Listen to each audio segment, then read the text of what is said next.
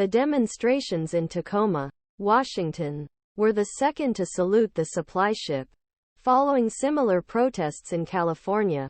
Under dark skies and persistent rain, hundreds of pro-Palestinian demonstrators marched through the port of Tacoma in Washington state to block a military supply ship they believed would be carrying weapons from the United States to Israel. There they fear any weapons on board could be used in Israel's ongoing campaign against the Gaza Strip, where more than 10,000 Palestinians have been killed. We want a ceasefire now. We want an end to the killing of people now. We want a real review and action on U.S. foreign policy and U.S. financing of Israel, said Wasim Hage, one of the protesters at the Tacoma rally. Hage works as a case manager and community outreach coordinator for the Arab Resource and Organization Center, the advocacy group that organized the protests.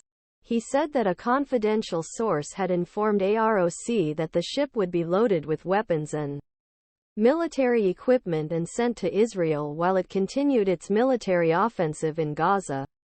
However, he refused to provide further information. For operational security reasons, the U.S. Department of Defense is not providing further transportation, movement details, or information regarding the cargo loaded on these ships, he wrote.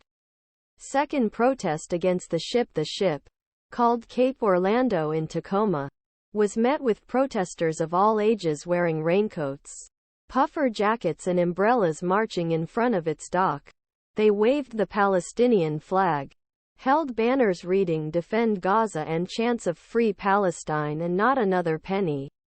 Not more money for Israel's crimes." Demonstrators used bicycles and cars with flashing hazard lights to block traffic around the port. 7 native warriors in ceremonial canoe also circled the nearby waters to block ship. Patricia Gonzalez of the Puyallup Tribe Water Warriors Council said she was motivated to go out to sea because she associates Palestinian history with violence and displacement. She explained that her ancestors were forced to attend indigenous boarding schools, institutions designed to destroy indigenous cultures. The Canadian government and even Pope Francis have called schools instruments of cultural genocide.